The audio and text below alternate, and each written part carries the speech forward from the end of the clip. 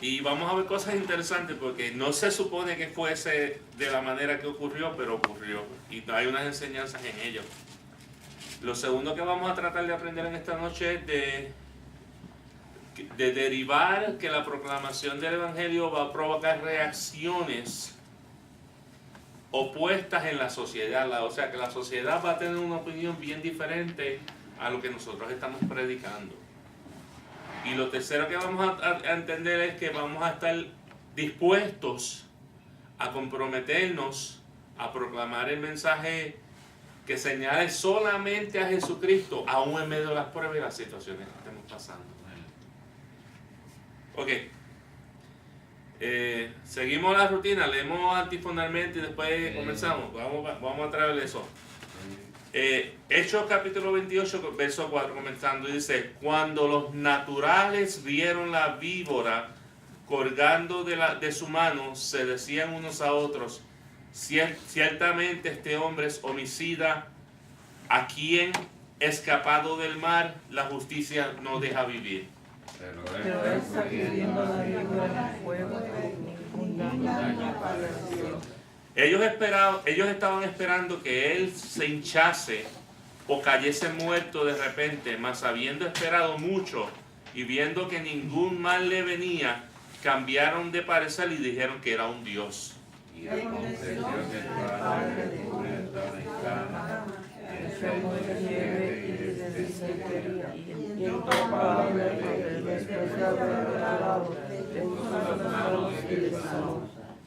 Hecho esto, también los otros que en la isla tenían enfermedades venían y eran sanados.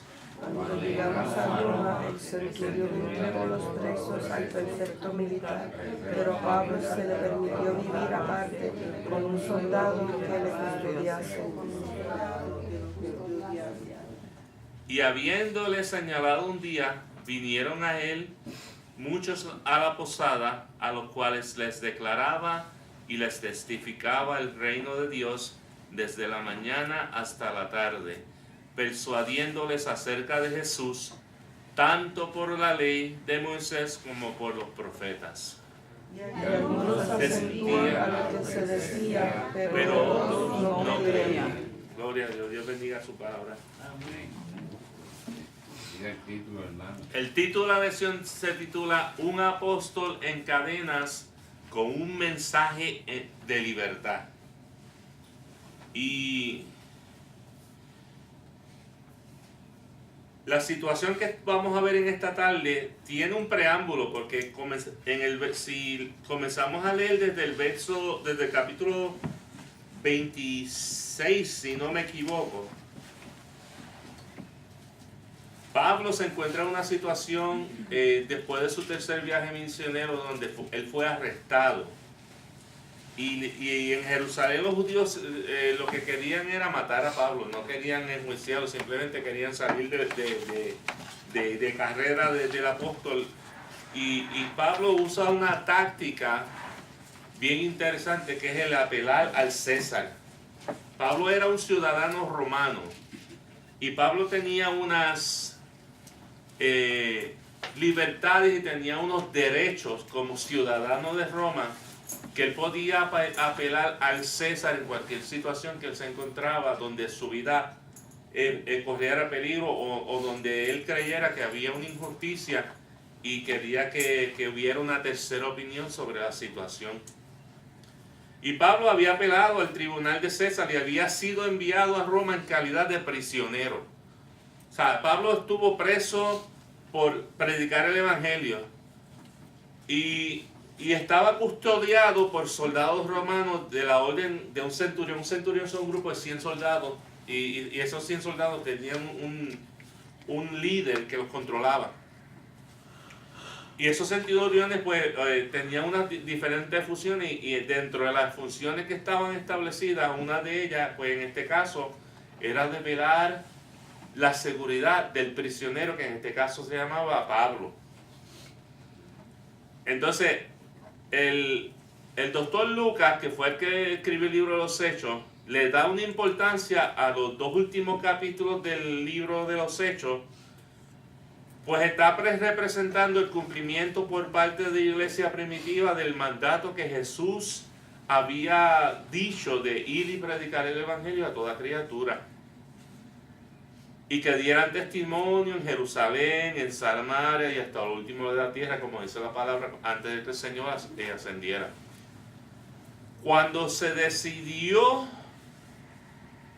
que tenían que ir a Roma, porque ya Pablo había comenzado el proceso de apelar, pero cuando se decidió, y eso comienza desde el capítulo 27 del primer verso, que dice que cuando se decidió que íbamos a navegar a Italia, entregaron a Pablo y algunos otros presos a un centurión llamado Julio, de la compañía Augusta. Las compañías romanas tenían diferentes nombres dependiendo de la región donde estaban establecidas. Y voy a adelantarme porque quiero que tengan uno. Hice 10 copias, pero no sé si me va a dar para todo, hermano, porque si me hace todo me pasa por acá. Porque hoy vamos a bregar con geografía. Grisel, la maestra, no le gusta la geografía, pero vamos a aprender geografía. ¿Te gusta la geografía? Entonces, cuando se decidió que se embarcaran rumbo a Italia, fue encargado la tripulación, un centurión, como dije, se llamaba Julio. Pablo había anunciado anteriormente a que ocurriera el viaje que ellos iban a tener un accidente en medio de la mar, pero que nadie iba a morir.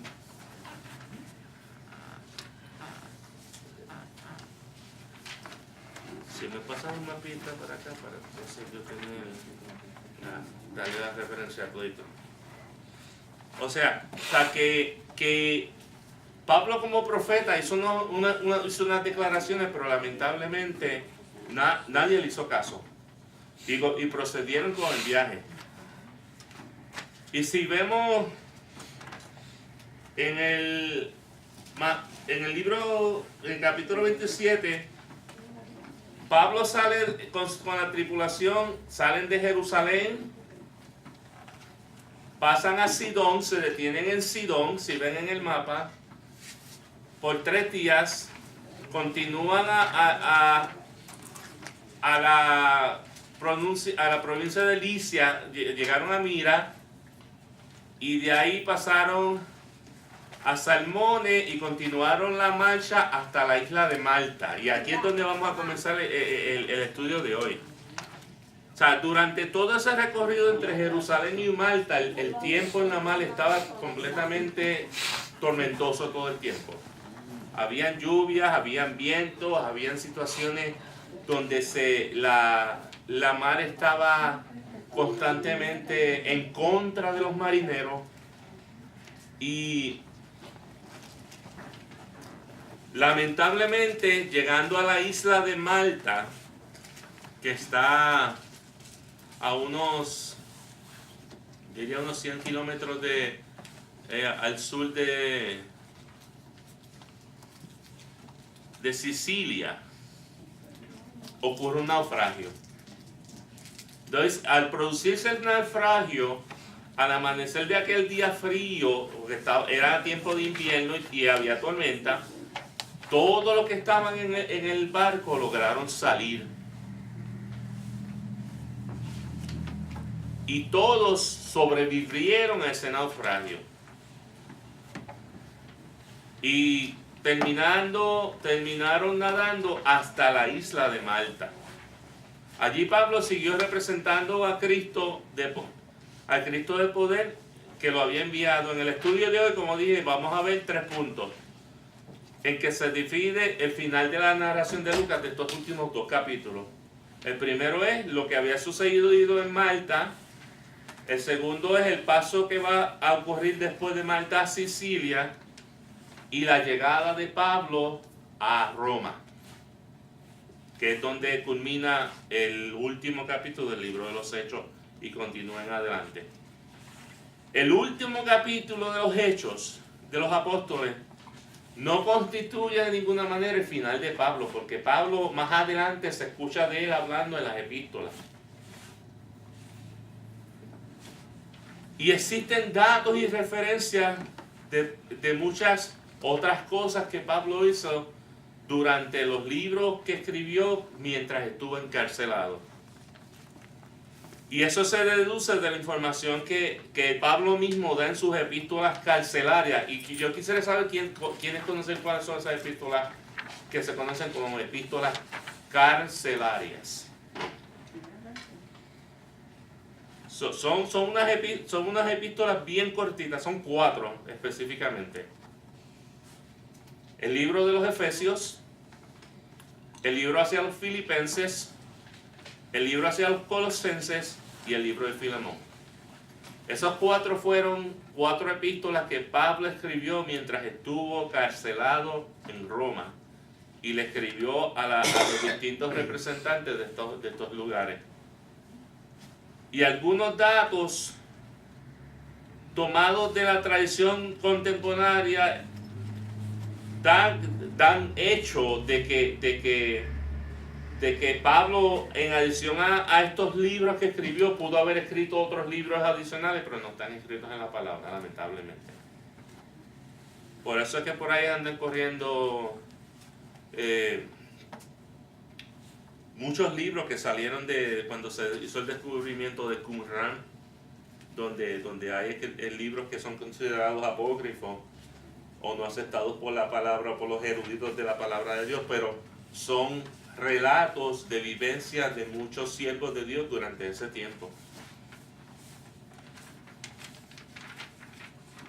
Habiendo culminado su tercer viaje misionero, el apóstol Pablo llega a Jerusalén, en donde fue apresado injustamente por predicar la palabra de Dios, como dije anteriormente. Luego de comparecer ante el pueblo, o sea, sus propios compatriotas judíos querían matarlo, querían sacarlo del mapa porque lo veían a él como una amenaza a la sociedad de aquellos tiempos. Pues Pablo decide apelar al César. En el libro de los Hechos, capítulo 26, verso 1 y 2 dice que entonces Agripa dijo a Pablo: se te permite hablar por ti mismo. Pablo entonces extendió la mano y comenzó así su defensa.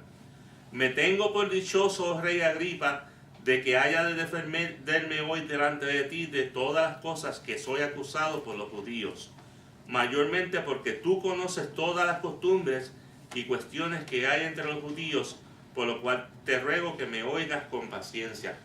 Pablo comienza a someter su apelación y le dice al rey Agripa: mira, rey, yo necesito ir delante del César para que él me escuche, porque lo que me están acusando es injusto. Y entiendo que yo tengo mi derecho como ciudadano romano y quiero ir a donde el César. Así fue llevado como prisionero del Imperio Romano en un largo viaje hacia Roma, la capital del imperio, en donde comparecería personalmente ante el César para exponer su caso. O sea, vamos a ver unos detalles de este cuarto viaje, desde que comienza hasta que termina. Pablo sale desde Jerusalén, salen del puerto de Cesarea, arribando una jornada al puerto de Sidón. Si ven en el mapa, vamos a seguir el viaje. Desde esta ciudad donde permanecieron varios días, se dirigieron costeando entre Chipre y Sicilia y Mira.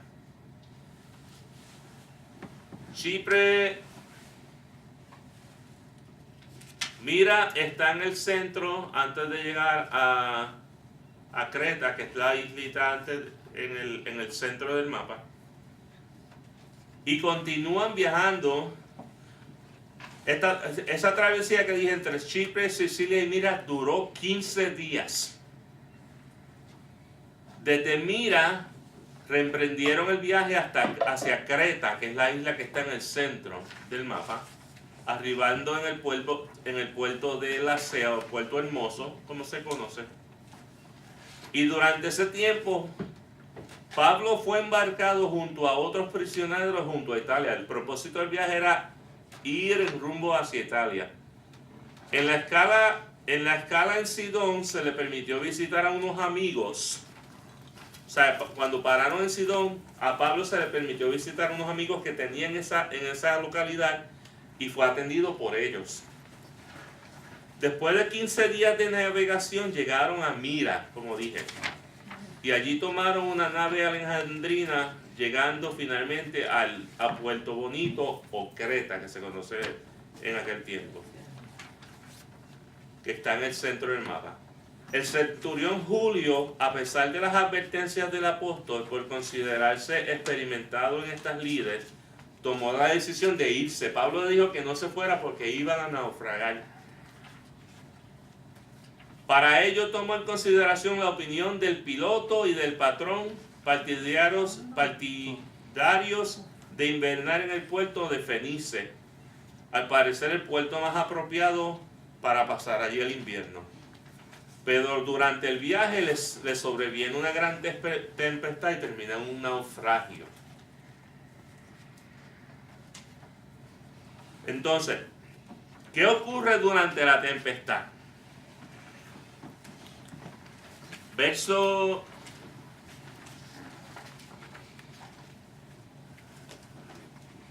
capítulo 28, verso 1, dice: estando ya a salvo, supimos que la isla se llamaba Malta.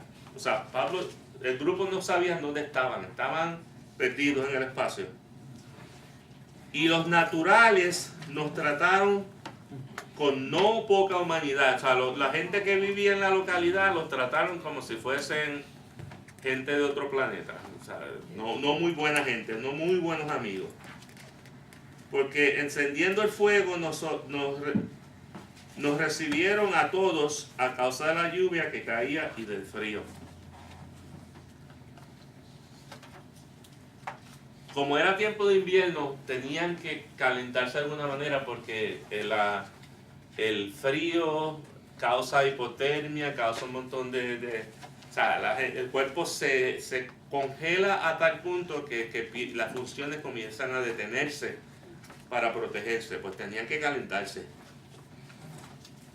Y en el verso 3 dice: entonces, habiendo recogido Pablo algunas ramas secas, las echó al fuego, y una víbora, huyendo del calor, se le prendió en la mano. Para aquella localidad las víboras eran muy comunes, y ya el pueblo tenía conocimiento de que cuando una víbora picaba a una persona, pues lamentablemente era la muerte segura, porque no había medicamentos, no habían antídotos para eliminar esas picadas. Y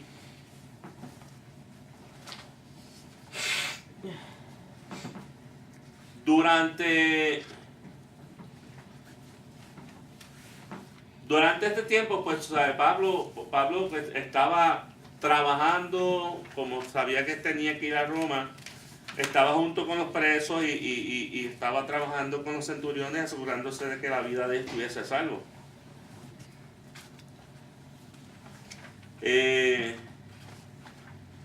A pesar de que la nave en que Pablo y sus compañeros viajaban fue totalmente destruida, todos los que estaban a bordo lograron salvarse, como Pablo había profetizado.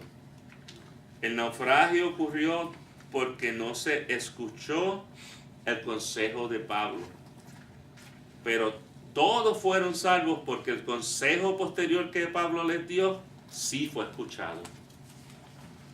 Muchas veces nosotros recibimos palabras, sea por el pastor, sea por un profeta, sea por un evangelista, sea por un hermano que Dios utilice. Y muchas veces nosotros tenemos que considerar la palabra que viene de parte de Dios y analizarla y asegurarnos que esa palabra que viene de parte de Dios es confirmada por la palabra. En este caso, pues, como Los líderes de centuriones no entendían, porque los que no conocen a Dios no tienen la mente de Cristo, no tienen esa conexión espiritual que los conecta, que el mismo Espíritu les deja saber, mira, este hombre es de Dios, escúchalo. Pues decidieron hacer lo contrario. Los habitantes de la isla les recibieron dice con mucha humanidad, pero es lo contrario, con no poca humanidad. O sea, que a ellos simplemente los miraban y decían, ok, ¿de dónde son esta gente? Déjenlos que hagan lo que tengan que hacer y déjenlos tranquilos. Hicieron una fogata, los presos, y ahí es cuando Pablo se le pega la víbora.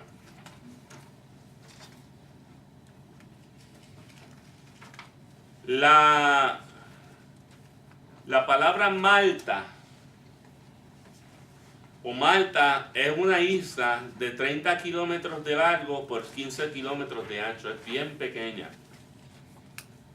Y está localizada a 100 kilómetros al sur de Sicilia. Esta isla fue ocupada por los fenicios unos 1000 años antes de Cristo, pero en el siglo III los romanos la tomaron a su dominio y la dejaron a cargo bajo el gobierno de Sicilia. Al tratar Pablo de colaborar con la fogata, porque Pablo estaba ayudando para preparar la fogata, fue mordido por la víbora. Y cuando los habitantes de la isla de Malta vieron que aquel animal mordió a Pablo, dedujeron precipitadamente que Pablo era un asesino y que porque no pudo escapar de ser muerto en la tempestad, iba a ser muerto en la isla por la víbora. Y esta mentalidad viene porque en los tiempos donde Pablo estaba viviendo, había en Grecia había una adoración a una diosa que se llama Mike. Y esta diosa, dentro de la mitología griega, ellos entendían de que ella se encargaba de hacer justicia a aquellas personas que naturalmente no morían o no eran muertos por causas naturales, o si eran asesinos, pues iban a ser muertos por alguien. Esta diosa se encargaba supuestamente de asegurarse de que hubiese justicia y esas personas que eran asesinos fueran enjuiciados. Pues esa era la mentalidad que tenían en ese pueblo. Oh, wow. Mira, salió de la mar y ahora aquí lo muerde la víbora, se tiene que morir este hombre. Pero Pablo no se muere. Verso 4 dice, cuando los naturales vieron que la víbora colgando a su mano se decían unos a otros, ciertamente este hombre es homicida, a quien escapando del mar, la justicia lo deja vivir. Pero él sacudiendo la víbora en el fuego, ningún daño padeció. La palabra de Dios nos dice que cuando estemos predicando el Evangelio vamos a tomar cosas mortíferas y no nos hará daño. Vamos a ser mordidos por serpiente y no nos hará daño. Porque hay una promesa de Dios, dice que Dios va a prometer, va a cubrir nuestras vidas con su presencia y va a guardarnos de todo mal.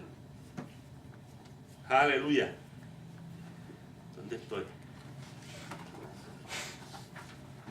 La mordedura no le causó ningún daño a Pablo, a pesar de que los nativos, como dije, esperaban verlo morir por causa de la justicia divina que la personificaba esta diosa que dije anteriormente, se llama Dike, que era la diosa de Olimpo.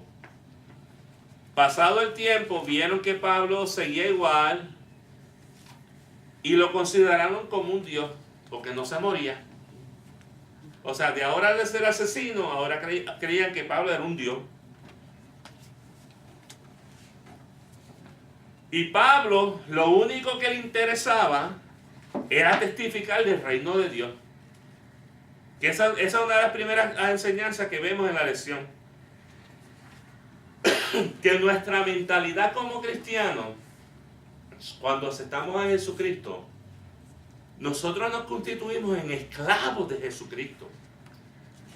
Nosotros a recibir a Jesucristo como nuestro Salvador nos constituimos como sus siervos. Y el siervo hace lo que su Señor le dice.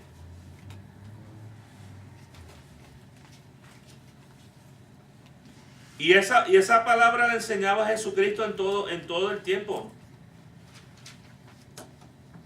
Jesucristo decía, el que es mi amigo hace mi voluntad. Y creo que está en Mateo 14, si no me equivoco, tengo que buscarlo.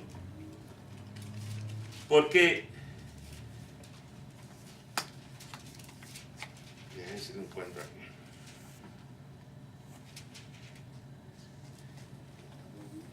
Gloria a Dios.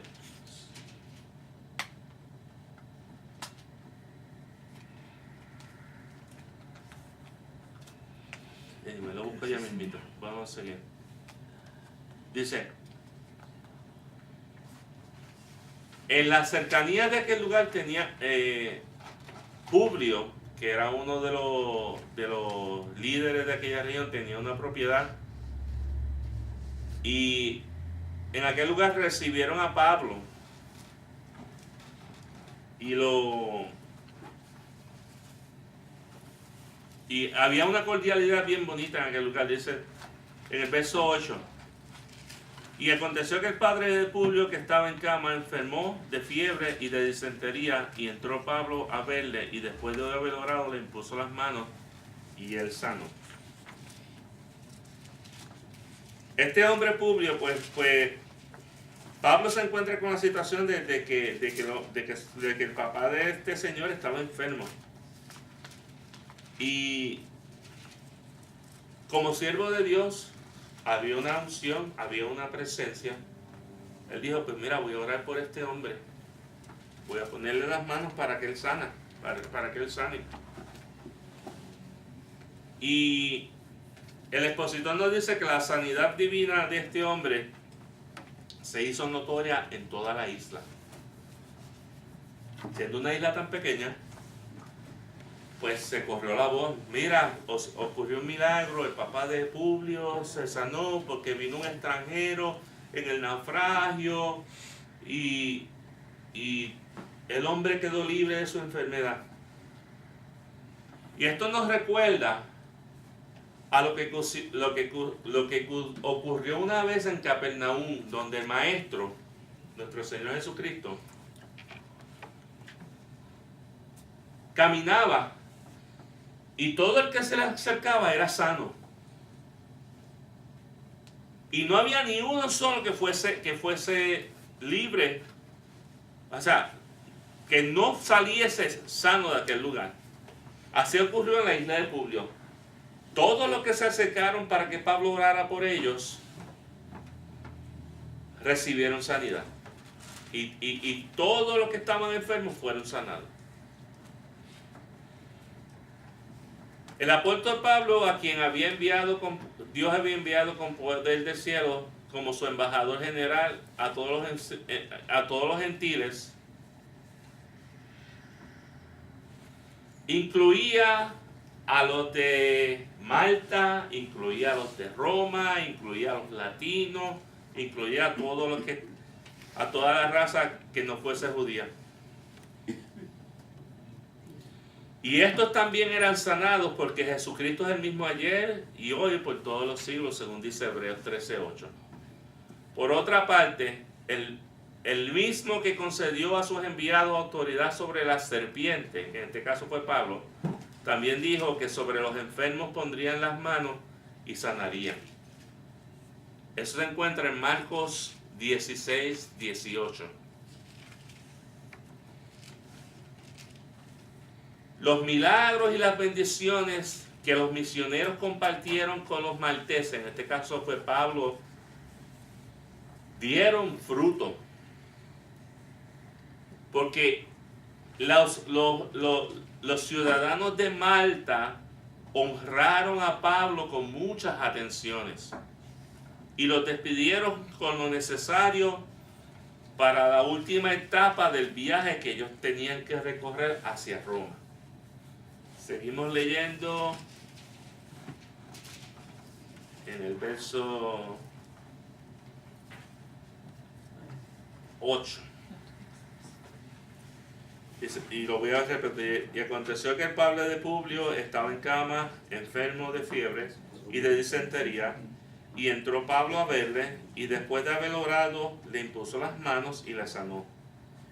Hecho esto, también los otros que en la isla tenían enfermedades venían y eran sanados, los cuales también nos honraron con muchas atenciones, y cuando zarpamos, nos cargaron de las cosas necesarias. Y ahí ellos continúan su viaje hacia Roma. Salieron de la isla de Malta y continuaron hacia el destino que tenían que ver en Italia, en Roma. Verso 11 dice: pasados 3 meses, o sea que de la isla de Malta, que es la isla bien pequeñita, hasta donde llegaron al puerto de Puteoli en Roma, ellos se tardaron 3 meses. Es un viaje que se hace en 2 días. Y todo por la tempestad y por el tiempo de invierno que estaba ocurriendo. Dice, pasados 3 meses, nos hicimos a la vela en una nave alejandrina que había invernado en la isla, la cual tenía por enseña a Castor y Polus. Estuvieron 3 meses, un poquito más de 3 meses en la isla, y pasa una nave alejandrina que se detiene en la isla, y se montan en esa nave con ese emblema que dice Castor y Polus. Castor y Polus son otros dioses de la mitología, que esta gente, pues, como eran idólatras, creían hasta lo... Imagínense en todas las cosas que creían. Según la mitología griega, estos gemelos eran hijos de Zeus y patronos de los navegantes, protectores de los navegantes. Ellos pensaban de que al creer en estos dioses iban a ser protegidos en su viaje durante el mar, lo cual sabemos que es una gran mentira del enemigo. Idolatría en todo su apogeo.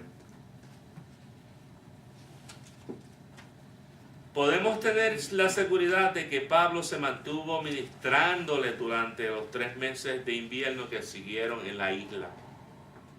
Como consecuencia de esto, los isleños honraron abundantemente a Pablo y sus amigos, probablemente con ayuda monetaria, para que pudieran permanecer vivos durante los meses de invierno.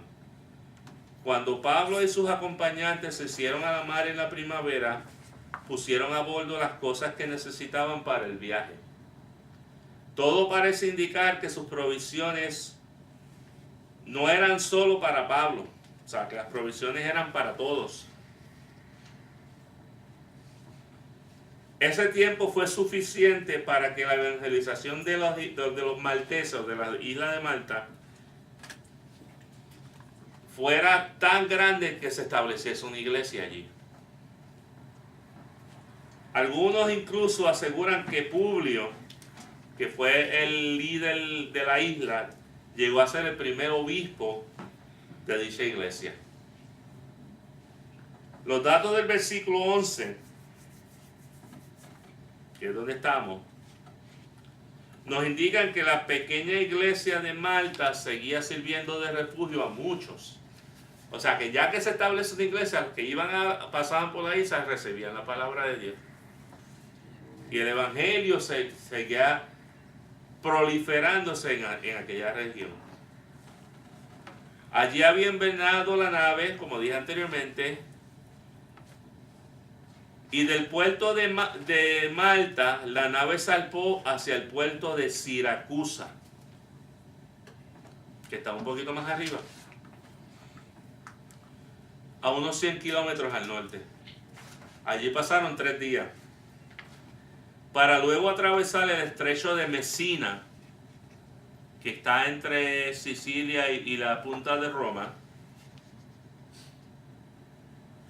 hacia el puerto de Regio, que queda un poquito más adelante,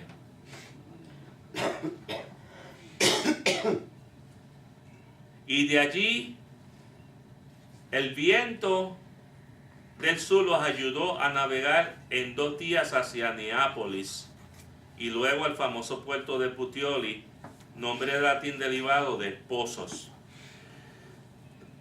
Hoy es llamado Pusol ese puerto. Este era el balneario especial de los romanos por sus aguas sulfúricas y medicinales. En ese puerto de Puteoli había como estaba tan cerca del volcán de Vesubio, las aguas salían calientes, salían con propiedades como los baños de Cuamo en Puerto Rico, como donde fuimos en México, ¿cómo se llama? ¿Sí te acuerdas? No me recuerdo. En México hay un lugar que fuimos que es idéntico, que las aguas son sulfúricas y tienen propiedades medicinales. Pues los romanos iban a este lugar a bañarse porque creían que las aguas sulfúricas ponían la piel, la rejuvenecían. Esa era la creencia que ellos tenían. Puteoli era el puerto principal de Roma para aquel tiempo.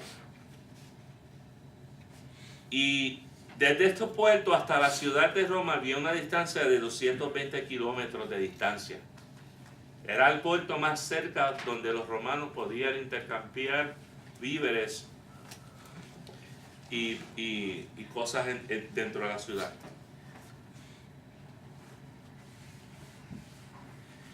Estando ya en la península de Roma, en Puteoli, rumbo hacia Roma, sucedió algo bien interesante. Vamos a leer qué dice. Estoy en el verso 12. Y llegados a Siracusa, estuvimos allí 3 días. De allí, costeando alrededor, llegamos a Regio. Y otro día después, soplando el viento del sur, llegamos al segundo día a Puteoli, donde habiendo hallado hermanos, nos rogaron que nos quedásemos con ellos 7 días y luego fuimos a Roma. En la travesía se encontraron un grupo de cristianos. Pablo se encontró un grupo de cristianos que Pablo no conocía, pero ellos sabían quién era Pablo. Por sus mensajes hacia a los romanos y por su fama que tenía ya como perseguidor de la iglesia y luego haberse convertido y en el evangelio. Pues ellos le rogaron que se quedaran 7 días. Y dice en el verso 15, de donde oyendo de nosotros los hermanos salieron a recibirnos hacia el foro de Apio y las 3 tabernas, y al verlos Pablo dio gracias a Dios y cobró aliento. Pablo ya estaba en un proceso donde ya estaba agotado, tanto física como espiritualmente hablando. Ya Pablo estaba, como quien dice, ya estaba, su mover ya estaba tambaleándose, pero recibe fuerzas cuando los hermanos de Roma les piden que se quedara con ellos y les hiciese compañía y les hablase la palabra.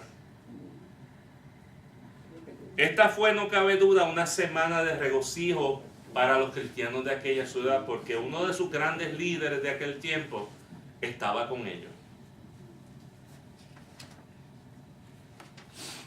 Gloria a Dios. Ya el nombre de Pablo les era familiar para estos ciudadanos. La carta a los romanos había servido de anticipo a todo lo que se podía recibir de un hombre como Pablo. En esta epístola, en la epístola de los Romanos, él expresó su gran deseo de ir a Roma. Y eso se encuentra en Romanos 1:15. Para ministrar la palabra a todos los cristianos de la península. Y de ahí en dirección hacia España, porque el deseo de Pablo era ir a Roma y de ahí ir a España. Lo que no sabía Pablo cuando escribió la carta desde Corinto, cuando estaba rumbo a regresar a Jerusalén de su tercer viaje misionero, fue que su deseado viaje a Roma lo iba a hacer encarcelado, no lo iba a hacer libre. Como prisionero, aunque siempre como un digno embajador de la causa de Cristo. Otra demostración del gran amor que los hermanos sentían hacia Pablo fue el viaje que hizo una numerosa delegación desde la ciudad de Roma hasta Tres Tabernas, a unos 70 kilómetros al sur. Otros no se quedaron allí, sino fueron a encontrarse con él hasta el foro de Apio, como leímos en la palabra, kilómetros más lejos. Lucas indicaba que al verlo, Pablo dio gracias a Dios y cobró aliento. Por los saludos que escribió al final de su carta a los romanos, podemos darnos cuenta que el apóstol conocía personalmente a muchos hermanos de Roma, aunque jamás los había visitado. Mire qué interesante. Por medio de las cartas se conocían, pero nunca se habían visto cara a cara. Y esta semana fue la gran oportunidad que ellos recibieron para que se vieran a su gran líder. Es probable que los haya conocido en otros lugares o a través de informes a él enviados. Los demás presos fueron entregados al prefecto militar, pero a Pablo se le permitió vivir aparte. Y esta diferencia fue una gran bendición para él y para los hermanos. Verso 16. Cuando llegamos a Roma, el centurión entregó a los presos al prefecto militar, pero a Pablo se le permitió vivir aparte con un soldado que lo custodiase. Pablo vivía como un rey, pero a pesar de que estaba preso, tenía unas ciertas libertades. La principal manifestación de los hermanos fue el consuelo y la comunión que le prestaron. Estos cristianos no se avergonzaban de Pablo a pesar de verle conducirse como prisionero. Incluso las autoridades correspondientes que le recibieron le mostraron cuidado y respeto. Y dice que muchos hombres habían entrado con gloria a Roma después de realizar hechos aborrecibles, pero ahora vemos a un hombre que había pasado un sinnúmero de peligros y carencias para anunciar el evangelio, encadenado como un preso, cuando el mundo desde entonces solo había recibido bendición. La iglesia primitiva estaba pasando por un proceso de persecución. Y Pablo lo que hizo fue, como dice, romper unos esquemas y ampliar el evangelio de Jerusalén a todo el mundo. Porque cuando Roma, siendo la ciudad principal de aquellos tiempos, al Pablo ir a entrar a Roma y el evangelio ser expuesto hacia Roma, de Roma muchas personas que aceptaron al Señor comenzaron a llevar la palabra a muchos lugares durante todo el continente de Europa. Y el evangelio comenzó a ampliarse. Roma, la ciudad de las 7 colinas como se conoce, en el tiempo de Pablo era la más grande y bella de todo el mundo. ¿Cuánto tiempo me queda? 5 minutos. Voy a terminar ya. 3 días después de la llegada convocó a los principales de los judíos residentes de la capital y les describió detalladamente las razones de su aprisionamiento y de su llegada a la ciudad. Número 1, les declaró no haber traspasado jamás los mandamientos ni las costumbres del pueblo judío, como judío. Dijo que sin razón alguna los del pueblo los habían aprendido en Jerusalén y los había entregado en manos de las autoridades romanas. Les explicó cómo los romanos, después de examinar su causa, lo querían soltar por hallarlo totalmente inocente de los cargos que se le hacían. Y les confesó que si había apelado al César, no fue porque tuviera algo de qué acusar a su nación, sino porque los judíos los querían matar sin ninguna razón, que era la razón principal por la cual apeló. Y culminó declarándoles que por la esperanza de Israel estaba sujeto a esa cadena, pues ya por más de 2 años la había llevado. Llevaba más de 2 años preso. Los judíos de Roma, por su parte, admitieron que no tenían ninguna información de parte de los judíos de Jerusalén acerca del encarcelamiento del apóstol. O sea que la información no había sido pasada de Jerusalén a Roma. O sea que estaban sin conocimiento. No obstante, les intrigaba el caso y tenían curiosidad desde el principio. Y de la secta, y dice, de la secta no es notorio de que en todas las partes se habla de ella. O sea, veían a los cristianos como una secta. Y lamentablemente en la sociedad actual, si un movimiento no es visto de una manera aceptable, lo consideran como secta. Igual aquí en los Estados Unidos y en cualquier parte del mundo. Porque no está de acuerdo a lo que el gobierno está estableciendo. Dice, notemos como cada uno habla de la religión de otro como una secta o herejía. Fijaron una fecha y Pablo les declaró y testificó del reino de Dios desde la mañana hasta la tarde. Y su meta no era pedir ayuda para liberarse de la prisión. Pablo no tenía interés de salir, de estar preso. Pero lo que le interesaba a Pablo era predicar el evangelio y presentarles el evangelio, inclusive a los líderes religiosos de Roma y a los gobernantes de Roma. Eso era todo el propósito que Pablo tenía. Y mientras haya hombres que no se conviertan al cristianismo, o sea, que no acepten al Señor, siempre va a haber burla, siempre va a haber reproche, siempre va a haber rechazo, siempre va a haber marginación hacia aquellos que se entregan al Señor y predican el Evangelio. Y eso es algo que tenemos que entender, que nosotros, mientras estemos predicando al Señor, vamos a encontrar rechazo, vamos a encontrar burla, van a hablar cosas de nosotros. Y siempre las ciudades se dividirán hablando unos a favor y otros en contra, tratando y diciendo de que de lo que se está hablando es una secta o una herejía. Pero el cristianismo siempre estará por encima de los intereses y las opiniones que hablan las personas. El apóstol Pablo persuadió a los judíos acerca de Jesús y las relaciones eran divididas. Unos decían y aceptaban el evangelio, otros decían que no, que era una herejía, de que era una mentira y que no iban a creer. La palabra nos dice que el que viene a mí será salvo, dice la palabra, si no me equivoco. Pero el que no viene a mí ya ha sido condenado. Creo que está en Juan, habla de eso. Y nosotros tenemos que entender de que mientras estemos predicando al Señor, nosotros simplemente le estamos presentando una opción a la vida, que estamos presentando el mensaje. Queda en la vida de aceptarlo o de rechazarlo. Y tenemos que entender de que en medio de esos muchos negarán el evangelio, van a rechazar la palabra que se les ha presentado.